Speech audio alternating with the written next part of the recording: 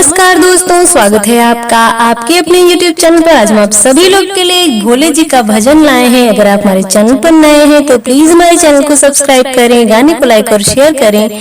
ये गीत आपको कैसा लगा कमेंट में जरूर बताएं। गौरा रूठ गई मायके चली गई, गौरा रूठ गई मायके चली गई, ताला लगा के कोठरिया में भोला अब न रहबई मड़ैया में भोला, अब न रहबई मड़ैया में। गौरा रूठ गई मायके चली गई, ताला लगा के कोठरिया में भोला अब न रहबई मड़ैया में भोला, अब न रहबई मड़ैया में।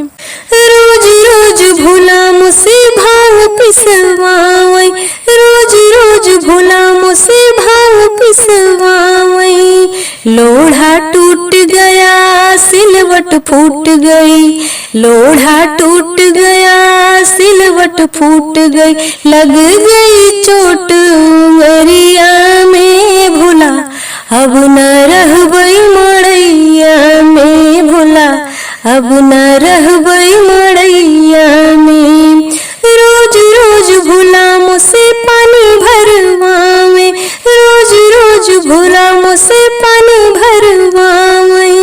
रसरी टूट गई गगरी फूट गई, रसरी टूट गई गगरी फूट गई, मोच आई हमरी कमरिया में भोला अब न रहबई मड़ैया में भोला, अब न रहबई मड़ैया में। रोज रोज भोला मुझसे रोटी बनवावई, रोज रोज भोला मुझसे रोटी बनवावई। चकला टूट गया तावा फूट गया, बेलन टूट गया तावा फूट गया, जल गई उंगली अंगरिया में भोला अब न रहबई मड़ैया में भोला, अब न रहबई मड़ैया में।